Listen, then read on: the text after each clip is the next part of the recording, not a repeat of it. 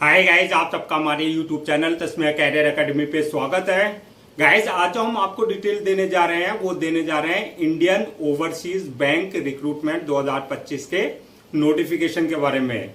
Indian overseas bank ने apprentice की 750 vacancies के लिए अपना नोटिफिकेशन जारी किया है। अगर आप भी इन वैकेंसीज के लिए अप्लाई करना चाहते हैं तो गाइज ये वीडियो आपके लिए बहुत ज्यादा इंपॉर्टेंट है, क्योंकि इस वीडियो में हमने पूरा डिटेल में बताया कि क्या मिनिमम क्वालिफिकेशन मांगी गई है, क्या आपका सिलेक्शन प्रोसेस रहेगा, लास्ट डेट अप्लाई करने की कब है और ऑनलाइन जाकर के कैसा आपको रजिस्ट्रेशन और फॉर्मेलिटीज पूरी करनी होगी। तो गाइस पूरा वीडियो देखिएगा और साथ ही साथ में हमारे इस यूट्यूब चैनल को सब्सक्राइब कर लें, लाइक करें और ज्यादा से ज्यादा शेयर करें। तो गाइस सबसे पहले बात करते हैं इनकी ऑफिशियल वेबसाइट की। इनकी जो ऑफिशियल वेबसाइट है वो है www.iob.in और दूसरी जो इनकी वेबसाइट है www.bfsissc.com, जहां पर जाकर के आपको रजिस्ट्रेशन और फॉर्मेलिटीज पूरी करनी होगी। रिक्रूटमेंट अथॉरिटी जो रहेगी आपकी इंडियन ओवरसीज बैंक रहेगी। पोस्ट नेम की अगर बात करें तो ये आपकी अप्रेंटिस की वैकेंसीज रखी गई हैं। टोटल वैकेंसी जो है आपका 750 वैकेंसीज के लिए नोटिफिकेशन जारी किया गया है। जेंडर की बात करें तो मेल एंड फीमेल यानी कि पुरुष और स्त्री दोनों ही अप्लाई कर सकते हैं। जॉब लोकेशन की बात करें तो आपका सिलेक्शन होने के बाद जो है आपका ऑल ओवर इंडिया, जहां जहां इंडियन ओवरसीज बैंक की ब्रांचेज हैं, कहीं भी आपकी पोस्टिंग दी जा सकती है। अप्लाई मोड आपका ऑनलाइन ही रहेगा, ऑफलाइन किसी भी तरह का कोई कम्युनिकेशन या कॉरेस्पॉन्डेंस नहीं किया जाएगा। इसके जो रजिस्ट्रेशन स्टार्ट हो चुके हैं वो आज से 10 अगस्त 2025 से रजिस्ट्रेशन स्टार्ट हो चुके हैं और लास्ट डेट जो है रजिस्ट्रेशन की यानी कि अप्लाई करने की वो है 20 अगस्त 2025। तो 10 अगस्त 2025 से लेकर के 20 अगस्त 2025 के बीच में आपको इनके ऑफिशियल पोर्टल्स पर जाकर के अपना रजिस्ट्रेशन और फॉर्मेलिटीज पूरी कर लेनी है। रिटर्न एग्जाम डेट की अगर हम बात करें तो रिटर्न एग्जाम जो लिया जाएगा, कंडक्ट किया जाएगा, वो 24 अगस्त 2025 में जो है इनका रिटर्न एग्जाम कंडक्ट किया जाएगा यानी कि रिटर्न एग्जाम लिया जाएगा।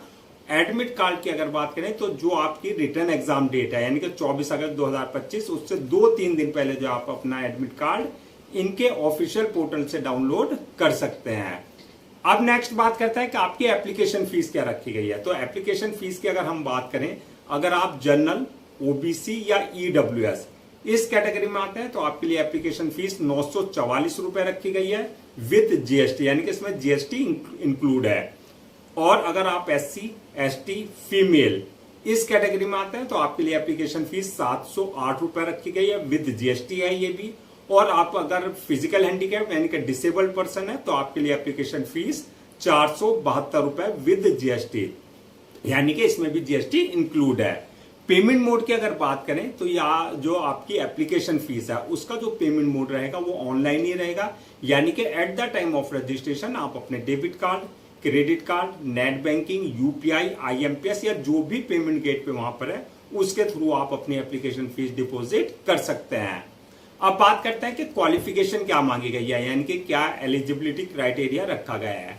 तो क्वालिफिकेशन की अगर बात करें तो इसमें जो है bachelor degree in any discipline from recognised board और इंस्टीट्यूशन से, यानी कि आपके पास जो है आपने ग्रेजुएशन कर रखा हो किसी भी स्ट्रीम में, चाहे आप कॉमर्स के स्टूडेंट्स हैं, चाहे साइंस के हैं, चाहे आर्ट्स के हैं, यानी कि आपका बीएससी वालों के लिए भी अपॉर्चुनिटी है, बीकॉम वाले भी अप्लाई कर सकते हैं और बीए वाले भी अप्लाई कर सकते हैं। अब बात करते हैं एज लिमिट क्या रखी गई है। तो एज लिमिट की अगर बात करें तो मिनिमम 20 साल और मैक्सिमम 28 साल रखी गई है। 20 और 28 के बीच में अगर आपकी एज है तो आप इन वैकेंसीज के लिए अप्लाई कर सकते हैं। Age relaxation as per government rules and regulations, जो रिजर्व कैटेगरीज वाले हैं उनको जो एज रिलैक्सेशन दिया जाता है वो प्रॉपर एज रिलैक्सेशन उनको दिया जाएगा। अब बात करते हैं कि आपका जो है सिलेक्शन प्रोसेस क्या रहेगा, यानी कि किस बेसिस पर आपका सिलेक्शन किया जाएगा। तो इसमें जो है मल्टीपल स्टेजेस रहेंगी जो आपको क्लियर करनी होगी। तो इसमें जो फर्स्ट स्टेज होगी वो होगी आपकी रिटर्न एग्जामिनेशन की, यानी कि आपका रिटर्न एग्जाम कंडक्ट किया जाएगा। जो रिटर्न एग्जाम क्वालिफाई कर लेंगे, सेकंड स्टेज होगी उनके लिए एलपीटी यानी कि लैंग्वेज प्रोफिशिएंसी टेस्ट, यानी कि जिस स्टेट से आप अप्लाई कर रहे हैं वहां की आपकी रीजनल लैंग्वेज आपको आनी चाहिए, यानी कि रीडिंग, राइटिंग और स्पीकिंग, यानी कि वहां की लोकल लैंग्वेज आपको आनी चाहिए। जिस स्टेट से भी आप अप्लाई कर रहे हैं तो उसका एक टेस्ट होगा। जो एलपीटी क्लियर कर लेंगे उसके बाद नेक्स्ट स्टेज रहेगी वो पर्सनल इंटरव्यू, यानी कि इंटरव्यू आपका लिया जाएगा। ये बैंक का अपना डिस्क्रिप्शन है कि वो इंटरव्यू लेता है या नहीं लेता है। इंटरव्यू ले भी सकता है और नहीं भी ले सकता है। और इसके बाद नेक्स्ट ऑप्शन नेक्स्ट स्टेज जो रहेगी वो रहेगी डॉक्यूमेंट्स वेरिफिकेशन की, यानी कि जिस पोस्ट के लिए आपने अप्लाई किया उसके लिए देखा जाएगा कि आप जो है जो आपने अपने डॉक्यूमेंट्स अपलोड किए हैं, यानी कि at the time of registration जो आपने अपने डॉक्यूमेंट्स अपलोड किए हैं वो सारे डॉक्यूमेंट जो आपके ओरिजिनल चेक किए जाएंगे, यानी कि वेरीफाई किए जाएंगे। और लास्ट स्टेज जो रहेगी मेडिकल एग्जामिनेशन की, यानी कि जिस पोस्ट के लिए आपने अप्लाई किया है उसके लिए देखा जाएगा कि आप जो है फिजिकली और मेंटली पूरी तरीके से फिट हैं या नहीं है। तो ये मल्टीपल स्टेजेस रहेंगी जो आपको क्लियर करनी होगी, जिसमें आपका रिटन एग्जामिनेशन, आपका सेकंड स्टेज जो है आपका एलपीटी यानी कि लैंग्वेज प्रोफिशिएंसी टेस्ट, थर्ड आपका इंटरव्यू और फोर्थ जो आपका डॉक्यूमेंट्स वेरिफिकेशन वाली स्टेज, और लास्ट स्टेज जो रहेगी मेडिकल एग्जामिनेशन वाली आपकी स्टेज रहेंगी, जो आपको सारी स्टेजेस क्लियर करनी होगी। अब बात करते हैं जो आपका रिटन एग्जाम लिया जाएगा, जो आपकी फर्स्ट स्टेज है उसका क्या एग्जाम पैटर्न रहेगा, क्या उसका सिलेबस रहेगा। तो सबसे पहले बात करते हैं एग्जाम पैटर्न की। ये आपका ऑनलाइन एग्जाम कंडक्ट किया जाएगा, यानी कि सीबीटी कंप्यूटर बेस्ड टेस्ट होगा। क्वेश्चंस का जो पैटर्न होगा वो ऑब्जेक्टिव टाइप होंगे, यानी कि आपका एमसीक्यू मल्टीपल चॉइस क्वेश्चंस होंगे। टोटल क्वेश्चन 100 रहेंगे, जो कि आपके 100 ही मार्क्स के रहेंगे, यानी कि एक क्वेश्चन आपका 1 मार्क का रहेगा। टाइम की अगर बात करें, पेपर को सॉल्व करने का जो है 90 मिनट का टाइम आपको दिया जाएगा। और मीडियम ऑफ एग्जामिनेशन हिंदी और इंग्लिश दोनों लैंग्वेज में पेपर होंगे, जिसमें भी आप कंफर्टेबल हो उसमें आप अपना जो आंसर दे सकते हैं। अब बात करते हैं सिलेबस के, यानी कि जो आपका पेपर है, जो पेपर होगा उसमें जो क्वेश्चंस होंगे कहां से आपसे पूछे जाएंगे। तो सिलेबस की अगर बात करें तो जनरल इंग्लिश से आपके 25 क्वेश्चंस होंगे, जो कि आपके 25 ही मार्क्स के रहेंगे। दूसरा आपका फाइनेंशियल अवेयरनेस से रिलेटेड क्वेश्चंस होंगे, ये भी 25 क्वेश्चन 25 मार्क्स के रहेंगे। इसके अलावा जो आपका quantitative aptitude and reasoning aptitude से क्वेश्चंस होंगे, ये भी 25 क्वेश्चन 25 मार्क्स के रहेंगे। और लास्ट आपका कंप्यूटर नॉलेज यानी कि कंप्यूटर एप्टीट्यूड से क्वेश्चन होंगे, ये भी आपके 25 क्वेश्चन 25 मार्क्स के रहेंगे। तो इस तरीके से आपके 4 सब्जेक्ट से 4 टॉपिक से आपसे क्वेश्चन पूछे जाएंगे, जिसमें 25 क्वेश्चन 25 मार्क्स के रहेंगे। 100 क्वेश्चन हो गए आपके इस तरीके से, और 100 ही मार्क्स के ये रखे गए हैं। अब बात करते हैं फाइनल मेरिट लिस्ट किस बेसिस पे बनेगी। तो फाइनल मेरिट लिस्ट की अगर हम बात करें, जो आपका रिटन एग्जाम हुआ है ऑनलाइन, वो उसमें जो आपने मार्क्स ऑब्टेन किया है, प्लस अगर आपका इंटरव्यू है तो इंटरव्यू में जो आपने मार्क्स ऑब्टेन किए हैं, उस बेसिस पे आपकी फाइनल मेरिट लिस्ट तैयार की जाएगी। नेक्स्ट बात करते हैं कि आपका स्टाइपेंड क्या रहेगा। तो स्टाइपेंड की अगर बात करें, अगर आप मेट्रो सिटी में रहते हैं तो आपके लिए 15,000 रुपए है, और अगर आप अर्बन एरियाज में रहते हैं तो आपके लिए 12,000 रुपए है, और अगर आप रूरल एरियाज में रहते हैं तो आपके लिए 10,000 रुपए रखे गए हैं। अब बात करते हैं जो ये आपकी वैकेंसीज हैं, अगर हम इनको कैटेगरीज वाइज ब्रेक डाउन करें, यानी कि किस कास्ट के लिए कितनी वैकेंसीज जो है रिजर्व रखी गई हैं। तो इसमें जनरल वालों के लिए 216 वैकेंसीज रिजर्व रखी गई हैं, ओबीसी वालों के लिए 272 है, एससी वालों के लिए 169 है, एसटी वालों के लिए 61 है, और आपका ईडब्ल्यूएस वालों के लिए 32 वैकेंसीज रिजर्व रखी गई हैं। तो इस तरीके से आपकी 750 वैकेंसी जो आपकी फिल की जाएगी।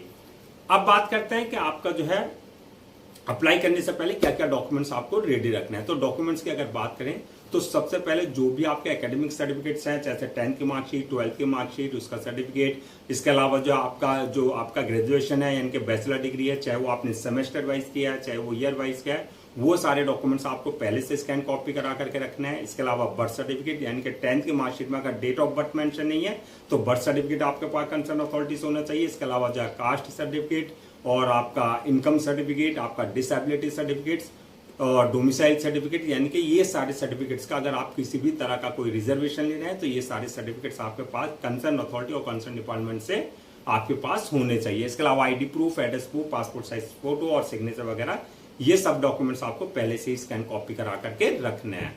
अब बात करते हैं नेक्स्ट के आपका अप्लाई करने का क्या प्रोसीजर रहेगा। तो जैसे कि स्टार्टिंग में हमने बताया था, पूरा प्रोसेस ऑनलाइन रखा गया है, ऑफलाइन किसी भी तरह का कोई कम्युनिकेशन या कॉरेस्पॉन्डेंस नहीं किया जाएगा। इसके लिए अप्लाई करने के लिए जो है आपकी 2 स्टेप्स रहेंगे, यानी कि 2 स्टेजेस रहेंगी। फर्स्ट स्टेप जो रहेगा आपका, जो आपके अप्रेंटिसशिप के पोर्टल्स है, वहां पर आपको रजिस्ट्रेशन कराना होगा, यानी कि जो आपके NATS और NAPS NATS का, यानी कि आपका www.nats.education.gov.in या NAPS का, यानी कि www.apprenticeshipindia.gov.in पर जाकर के अपना जो है रजिस्ट्रेशन कंप्लीट करना है। यानी कि वहां आपको अपनी प्रोफाइल बनानी होगी, वहां से आपका यूजर नेम और जो पासवर्ड आपको जनरेट करना है। जब वहां आप अपनी फॉर्मेलिटीज पूरी कर लेंगे जो अप्रेंटिसशिप के पोर्टल्स हैं, फिर उसके बाद जो आपको आना है इंडियन ओवरसीज बैंक की वेबसाइट पे। वहां पर जो है आपको जाकर के जो है अपना लॉगिन करना है। लॉगिन करने के बाद आपका एप्लीकेशन फॉर्म आएगा। उस एप्लीकेशन फॉर्म को आपको पूरी डिटेल्स जो है आपको अपनी एक्यूरेट फिल करनी होगी। डिटेल्स फिल करने के बाद जो है नेक्स्ट ऑप्शन रहेगा आपका जो है अपलोड योर डॉक्यूमेंट्स है, यानी कि जो भी आपके डॉक्यूमेंट्स है वो सारे आपको अपने अपलोड करने होंगे। साथ ही साथ में पासपोर्ट साइज फोटो, सिग्नेचर वगैरह जो भी रिक्वायर्ड डॉक्यूमेंट्स है वो आपको उनके डायमेंशन यानी कि जो उनका प्रेस्क्राइब्ड फॉर्मेट है उसके हिसाब से आपको अपलोड करने होंगे। डॉक्यूमेंट्स अपलोड करने के बाद जो है नेक्स्ट ऑप्शन रहेगा आपका उसके बाद जो है पेमेंट का, यानी कि जो भी आपकी एप्लीकेशन फीस है वो आपको अपनी कैटेगरी के अकॉर्डिंग जो है एप्लीकेशन फीस डिपॉजिट करनी होगी। उसके बाद नेक्स्ट ऑप्शन आएगा आपका फॉर्म को अपलोड करने का, यानी कि सबमिट करने का। फॉर्म को सबमिट करने से पहले एक बार रिव्यू वाले ऑप्शन में जाकर के पूरा फॉर्म को रिव्यू कर लें और रिव्यू करने के बाद जो फॉर्म को सबमिट कर दें। और सबमिट करने के बाद जो उसकी 1 या 2 कॉपी जो है प्रिंट आउट जरूर ले लें for your future reference, so that आपके पास एक हार्ड कॉपी के रूप में एक ऑफिशियली रिकॉर्ड आपके पास हो जाए। तो गाइस ये थी आपकी Indian overseas bank apprentice recruitment 2025 के नोटिफिकेशन की डिटेल्स। आई होप आपके सारे डाउट्स क्लियर हो गए होंगे। अगर अब भी आपको किसी तरह का कोई डाउट है, क्वेरी है या कंफ्यूजन है तो आप हमसे कमेंट सेक्शन में पूछ सकते हैं। मैं एक बार फिर से रजिस्ट्रेशन डेट और लास्ट डेट जो है रजिस्ट्रेशन की वो रिमाइंड करा देता हूं, सो दैट आप उसे नोट डाउन कर लें। रजिस्ट्रेशन जो इसके स्टार्ट हो गए हैं आज से 10 अगस्त 2025 से रजिस्ट्रेशन स्टार्ट हो चुके हैं और लास्ट डेट जो है रजिस्ट्रेशन की यानी कि अप्लाई करने की वो है 20 अगस्त 2025। तो 20 अगस्त 2025 से पहले पहले आपको इनका ऑफिशियल पोर्टल पर जाकर के अपना रजिस्ट्रेशन और फॉर्मेलिटीज पूरी कर लेनी है। गाइस हम आपके लिए जितने भी गवर्नमेंट जॉब्स हैं या गवर्नमेंट एग्जाम्स हैं या उससे रिलेटेड जितने भी अपडेट्स होते हैं उस पर वीडियो से लेकर के आते हैं। इसके साथ साथ जो है प्रॉपर कैरियर गाइडेंस पर आपके लिए वीडियो से लेकर के आते हैं। अगर आप भी चाहते हैं कि आपको प्रॉपर कैरियर गाइडेंस मिलती रहे, साथ ही साथ में आपको गवर्नमेंट जॉब्स और गवर्नमेंट एग्जाम्स के पूरे अपडेट्स मिलते रहे, तो आप लोगों से मेरी रिक्वेस्ट है आप हमारे इस यूट्यूब चैनल को सब्सक्राइब कर लें, लाइक करें और ज्यादा से ज्यादा शेयर करें।